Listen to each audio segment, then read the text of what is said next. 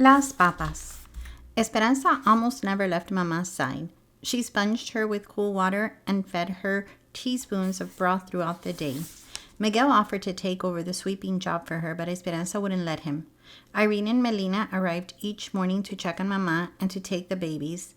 Alfonso and Juan put up extra layers of newspaper and cardboard in the bedroom to keep out the November chill, and Isabel drew pictures to hang on the walls because she did not think the newspaper looked pretty enough for Mama. The doctor came back a few weeks later with more medicine. "She's not getting worse," he said, shaking his head, "but she's not getting better either." Mama drifted in and out of fitful sleep, and sometimes she called out for Abuelita. Esperanza could barely sit still and often paced around the small room. One morning, Mama said weakly, "Esperanza." Esperanza ran to her and took her hand. "Abuelita's blanket," she whispered.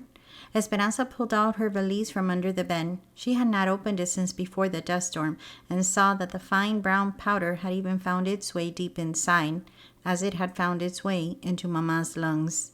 She lifted out the crocheting that Abuelita had started that night Papa died. It seemed like a lifetime ago. Had it only been a few months?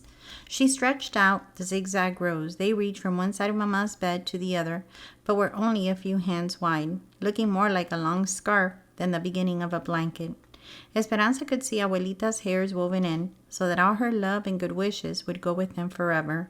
She held the crocheting to her face and could still smell the smoke from the fire and the faintest scent of peppermint. Esperanza looked at Mama, breathing uneasily, her eyes closed. It was clear she needed Abuelita. They both needed her. But what was Esperanza to do? She picked up Mama's limp hand and kissed it. Then she handed the strip of zigzag rose to Mama, who clutched it to her chest. What had Abuelita told her when she'd given her the bundle of crocheting? And then she remembered. She had said, "Finish this for me, Esperanza, and promise me you'll take care of Mama." After Mama fell asleep, Esperanza picked up the needlework and began where Abuelita had left off. 10 stitches up to the top of the mountain, add 1 stitch, 9 stitches down to the bottom of the valley, skip 1. Her fingers were more nimble now, and her stitches were more even. The mountains and valleys in the blanket were easy, but as soon as she reached a mountain, she was headed back down into a valley again. Would she ever escape this valley she was living in, this valley of Mama being sick? What else had Abuelita said? After she had lived many mountains and valleys, they would be together again. She bent over her work, intent, and when her hair fell into her lap, she picked it up and wove it into the blanket. She cried when she thought of the wishes that would go into the blanket forever, because she was wishing that Mama would not die. The blanket grew longer, and Mama grew more pale. Women in the camp brought her extra skeins of yarn, and Esperanza didn't care that they didn't match. Each night when she went to bed, she put the growing blanket back over Mama, covering her in hopeful color. Lately, it seemed Esperanza could not interest Mama in anything. "Please, Mama," she begged, "you must eat more soup." "Please, Mama, you must drink more juice." "Mama, let me comb your hair. It will make you feel better." But Mama was listless, and Esperanza often found her weeping in silence. It was as if after all her hard work in getting them there, her strong and determined mother had given up. The fields frosted over, and Mama began to have trouble breathing. The doctor came in with worse news. She should be in the hospital. She's very weak, but more than that, she is depressed and needs nursing around the clock if she is to get stronger.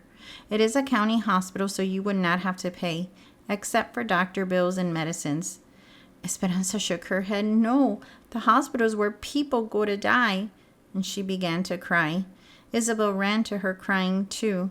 Hortensia walked over and folded them both into her arms. "No, no, she is going to the hospital to get better." Hortensia wrapped Mama in blankets, and Alfonso drove them to Kern General Hospital in Bakersfield. The nurses would let Esperanza stay with Mama only a few minutes, and when Esperanza kissed her goodbye, Mama didn't say a word, but just shut her eyes and drifted off to sleep. Riding home in the truck that evening, Esperanza stared straight into the alley of light made from the truck's headlamps, feeling as if she were in a trance. "Hortensia, what did the doctor mean when he said that Mama was depressed?" In only a few months, she has lost her husband, her home, her money, and she is separated from her mother. It is a lot of strain on her body to cope with so many emotions in such a short time. Sometimes sadness and worry can make a person sicker. Your mother was very strong through your father's death and her journey here for you. But when she got sick, everything became too much for her. Think of how helpless she must feel. Hortensia took out her handkerchief and blew her nose, too upset to continue. Esperanza felt like she had failed Mama in some way and wanted to make it up to her. Mama had been strong for her. Now it was her turn to be strong for Mama. She must show her that she didn't need to worry anymore. But how? Abuelita, I must write to Abuelita. Hortensia shook her head. I am sure your uncles are still watching everything that goes in and out of the convent, and probably the post office too. But maybe we can find someone going to Aguascalientes who can carry a letter. I have to do something, said Esperanza, holding back tears. Hortensia put her arm around Esperanza. Don't worry, she said. The doctors and nurses know what she needs, and we will take care of one another. Esperanza didn't say what she really thought, that what Mama really needed was Abuelita. Because if sadness was making Mama sicker, then maybe some happiness would make her better. She just had to figure out a way to get her here. When she got back to camp, she went behind the cabin to pray in front of the washtub grotto. Someone had knit a shawl and draped it over Our Lady's shoulder, and the sweetness of the gesture made Esperanza cry.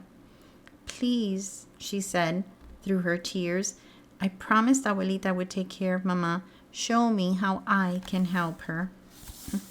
The next day, Esperanza pulled a heavy shawl around her shoulders and waited for Miguel to come home from the fields. She paced in the area where the trucks unloaded and wrapped the wool tighter against the early winter cold. She had been thinking all day about what to do. Ever since Mama had first become sick over a month ago, they had no money coming in. The doctor's bills and medicines had used up most of what they'd saved. Now there were more bills. Alfonso and Hortensia offered to help, but they had done so much already, and they did not have much to spare. Besides, she could not accept their charity forever. Abuelita's ankle was probably healed by now, but if she hadn't been able to get her money out of Tio Luis's bank, then she would have no money with which to travel. If Esperanza could somehow get money to Abuelita, then maybe she could come sooner. When Miguel jumped off one of the trucks, she called to him. What have I done to deserve this honor, mi reina? He said, smiling and walking toward her. Please, Miguel, no teasing. I need help. I need to work so that I can bring Abuelita to Mama. He was quiet, and Esperanza could tell he was thinking. But what could you do? And who would take care of the babies? I would work in the fields or in the sheds, and Melina and Irene have already offered to watch Pepe and Lupe. It's only men in the fields right now, and you're not old enough to work in the sheds. I'm tall. I'll wear my hair up. They won't know. The problem is that it's the wrong time of year. They aren't packing anything right now. Not until asparagus in the spring. My mother and Josefina are going to cut potato eyes for the next 3 weeks. Maybe you can go with them. But it is just 3 weeks, said Esperanza. I need more work than that. Ansa, if you're good at cutting potato eyes, they will hire you to tie grapes. If you're good at tying grapes, they will hire you for asparagus. That's how it works. If you're good at one thing, then they hire you for another. She nodded. Can you tell me one more thing, Miguel? Claro, certainly. What are potato eyes? Esperanza huddled with Josefina, Hortensia, and a small group of women waiting for the morning truck to take them to the sheds. A thick tulle ground fog that hugged the earth settled in the valley surrounding them, as if they stood within a deep gray cloud. There was no wind, only silence and penetrating cold. Esperanza bundled in all the clothing that she could put on. Old wool pants, a sweater, a ragged jacket, a wool cap, and thick gloves over thin gloves, all borrowed from friends in the camp. Hortensia had shown her how to heat a brick in the oven and bundle it in newspaper, and she hugged it to her body to keep warm as they rode on the truck. Since the driver could only see a few yards ahead, the truck rumbled slowly on the dirt roads. They passed miles of naked grapevines stripped of their harvest and bereft of their leaves. Fading into the mist, the brown and twisted trunks looked frigid and lonely. The truck stopped at the big packing shed. It was really one long building with different open-air sections, as long as 6 train cars. The railroad tracks ran along one side, and docks for trucks ran along the other. Esperanza had heard Mama and the others talk about the sheds, how they were busy with people, women standing at long tables, packing the fruit, trucks coming and going with their loads fresh from the fields, and workers stocking the train cars that would later be hooked to a locomotive to take their fruit all over the United States. But cutting potato eyes was different. Since nothing was being packed, there weren't the usual activity. Only 20 or so women gathered in the cavernous shed, sitting in a circle and upturned crates, protected from the wind by only a few stacks of empty boxes. The Mexican supervisor took their names. With all the clothing they were wearing, he barely looked at their faces. Josefina had told Esperanza that if she was a good worker, the bosses would not concern themselves with her age, so she knew she would have to work hard. Esperanza copied everything that Hortensia and Josefina did. When the women put the hot bricks between their feet to keep them warm while they worked, so did she. When they took off their outer gloves and worked in thin cotton ones, she did the same. Everyone had a metal bin sitting behind them. The field workers brought cold potatoes and filled up their bins. Hortensia took a potato and then with a sharp knife, she cut it into chunks around the dimples. She tapped her knife on one of the dimples. "That is an eye," she whispered to Esperanza. "Leave 2 eyes in every piece so there will be 2 chances for it to take root." Then she dropped the chunks into a burlap sack, and when the sack was full, the field workers took it away. "Where do they take them?" she asked Hortensia. "To the fields. They plant the eye pieces, and then the potatoes grow." Esperanza picked up a knife. Now she knew where potatoes came from. The women began chatting. Some knew each other from camp, and one of them was Marta's aunt. "Is there any more talk of striking?" asked Josefina. "Things are quiet now, but they are still organizing," said Marta's aunt. "There is talk of striking in the spring when it's time to pick. We are afraid there will be problems. If they refuse to work, they will lose their cabins in the migrant camps. And then where will they live? Or worse, they will all be sent back to Mexico." How can they send all of them back?" asked Hortensia. "Repatriation," said Marta's aunt. "La migra. The immigration authorities round up people who cause problems and check their papers. If they're not in order, or if they do not happen to have their papers with them, the immigration officials send them back to Mexico. We have heard that they have even sent people whose families have lived here for generations, those who are citizens and have never even been to Mexico." Esperanza remembered the train at the border and the people being herded onto it. She had been thankful for the papers that Abuelita's sisters had arranged. Marta's aunt said, "There's also some talk about harming Mexicans who continue to work." The other women sitting around the circle pretended to concentrate on their potatoes, but Esperanza noticed worried glances and raised eyebrows. Then Hortensia cleared her throat and said, "Are you saying that if we continue to work during the spring, your niece and her friends might harm us?" "We are praying that that does not happen. My husband says we will not join them. We have too many mouths to feed, and he has told Marta she cannot stay with us. We can't risk being asked to leave the camp or losing our jobs because of our niece." Heads nodded in sympathy, and the circle was silent except for the sounds of the knives cutting the crisp potatoes. "Is anyone going to Mexico for La Navidad?" asked another woman, wisely changing the subject. Esperanza kept cutting the potato eyes, but listened carefully, hoping someone would be going to Aguascalientes for Christmas, but no one seemed to be traveling anywhere near there. A worker refilled Esperanza's metal bin with another load of cold potatoes. The rumbling noise brought her thoughts back to what Marta's aunt had said. If it was true that the strikers would threaten people who kept working, they might try and stop her too. Esperanza thought of Mama in the hospital and Abuelita in Mexico, and how much depended on her being able to work. If she was lucky enough to have a job in the spring, no one was going to get in her way. A few nights before Christmas, Esperanza helped Isabel make a yarn doll for Sylvia while the others went to a camp meeting. Ever since Esperanza had taught Isabel how to make the dolls, it seemed there was a new one born each day, and monas of every color now sat in a line on their pillows. "Sylvia will be so surprised," said Isabel. "She has never had a doll before." "We'll make some clothes for it too," said Esperanza. What was Christmas like at El Rancho de las Rosas? Isabel never tired of Esperanza's stories about her previous life. Esperanza stared up at the ceiling, searching her memories. Mama decorated with Advent wreaths and candles. Papa set up the nativity on a bed of moss in the front hall, and Hortensia cooked for days. There were empanadas filled with meat and sweet raisin tamales. You would have loved how Abuelita decorated her gifts. She used dried grapevines and flowers instead of ribbons. On Christmas Eve, the house was always filled with laughter and people calling out, Feliz Navidad! Later, we went to the Catedral and sat with hundreds of people and held candles during midnight mass. Then we came home in the middle of the night, still smelling of incense from the church, and drank warm atol de chocolate and opened our gifts. Isabel sucked in her breath and gushed, What kind of gifts? I can't remember, said Esperanza, braiding the yarn doll's legs. All I remember is being happy. Then she looked around the room as if seeing it for the first time. One of the table legs was uneven and had to be propped by a piece of wood so it wouldn't wiggle. The walls were patched and peeling. The floor was wood planks and splintery, and no matter how much she swept, it never looked clean. The dishes were chipped and the blankets frayed, and no amount of beating could remove their musty smell. Her other life seemed like a story she had read in a book a long time ago. Un cuento de hadas, a fairy tale.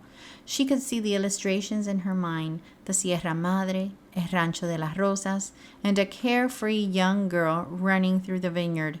But now, sitting in this cabin, the story seemed as if it were about some other girl, someone Esperanza didn't know anymore. What do you want for Christmas this year? Asked Isabel. I want Mama to get well. I want more work. And she stared at her hands and took a deep breath. After 3 weeks of potato eyes, they were dried and cracked from the starch that had soaked through her gloves. I want soft hands. What do you want, Isabel? Isabel looked at her with big doe eyes and said, That's easy. I want anything. Esperanza nodded and smiled, admiring the completed doll. She handed it to Isabel, whose eyes, as usual, were excited. They went to bed, Isabel in her cot, and Esperanza in the bed that she and Mama had slept in. She turned toward the wall, yearning for the holidays of her past, and repeated what was becoming a nightly ritual of silent tears. She didn't think anyone ever knew that she cried herself to sleep until she felt Isabel patting her back. Esperanza, don't cry again. We will sleep with you, if you want. We? She turned toward Isabel, who was holding the family of yarn dolls. Esperanza couldn't help but smile and lift the covers. Isabel slid in beside her, arranging the dolls between them. Esperanza stared into the dark. Isabel had nothing, but she also had everything. Esperanza wanted what she had. She wanted so few worries that something as simple as a yarn doll would make her happy. On Christmas Day, Esperanza walked up the front steps of the hospital while Alfonso waited in the truck. A couple passed her carrying gifts wrapped in shiny paper.